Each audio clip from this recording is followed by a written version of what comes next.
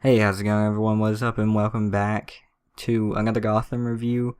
I sort of skipped last week, because I didn't watch it until like the next day, and I just sort of didn't feel like making a review for it.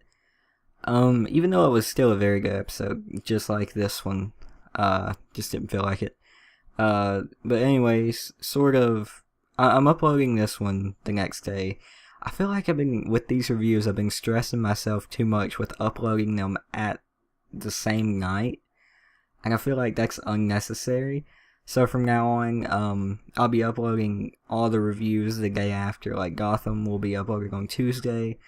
I want to try to get one of like either the Flash or Supernatural up on that night, and then the other one up on the next day, and then Arrow is going to be on Thursday, of course, and so on and so forth. But let's go ahead and get into the review. My top 5 moments first for Gotham episode 3. I think the episode was called The Blue Man. Let's go ahead and get into it. So my number 5 moment is the Penguin returns quotation marks home. And that was just a good scene all around. Like the feel of that scene as an opening scene. It was just so good. Like, I don't know why I enjoyed it so much. I think it was the atmosphere of Gotham and just everything that was going on, and then he just looks and says, home. And he's still just as murderous as ever. He killed 2 people in this episode, I think. He killed the guy who worked at the restaurant, and the guy who was going to turn him into Fish Mooney. He's crazy. And he actually has another moment, in here, so let's go ahead and get to those. So moving on to my number 4 moment, the cane fight between Alfred and Bruce. And Alfred is awesomely funny. So, they're just fighting in the living room with canes. And it's awesome because Alfred is witty in this. He is really witty. And it was just hilarious to watch that scene. I mean, that's really all I have to say about it. They were cane fighting. Bruce gets hit a few times. And then he wins. It was just a good scene. There's not much to talk about there, but it was great. On to my number 3 moment, the Balloon Man. Now, the Balloon Man itself is my moment because I'm glad they're adding people who nobody, especially I, have never heard of.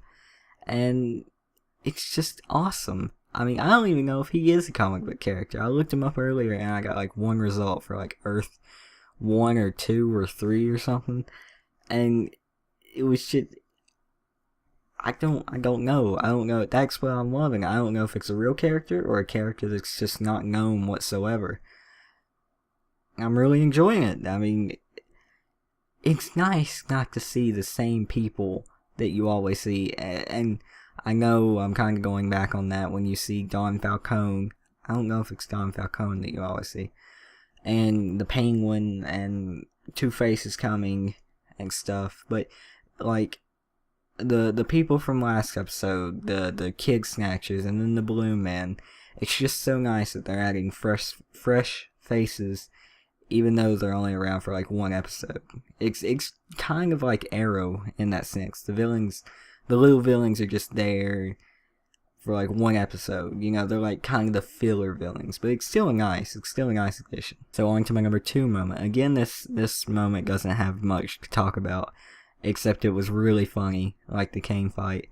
Harvey gets his ass kicked by a big woman.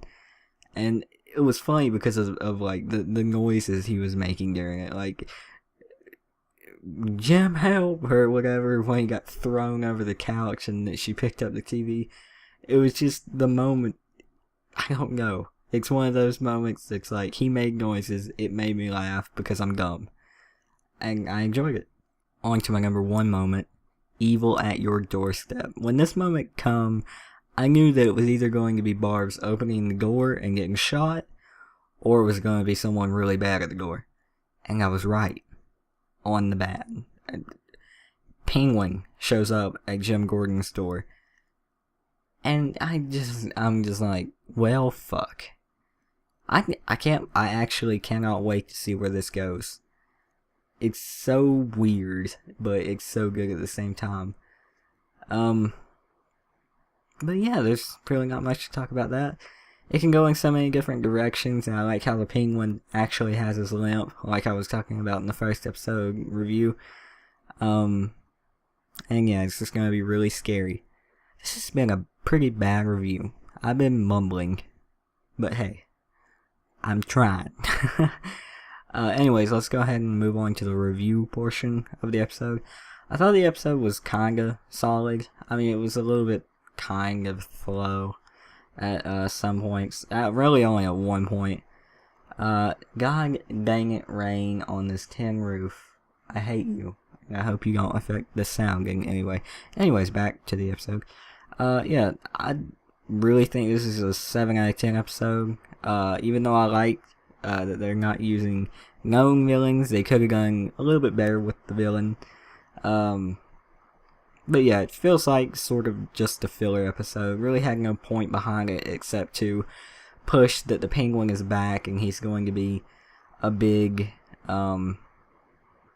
person and trying to get power and shit like that. I mean, it really tries hard to push that point home that he is going to be trying to get powerful.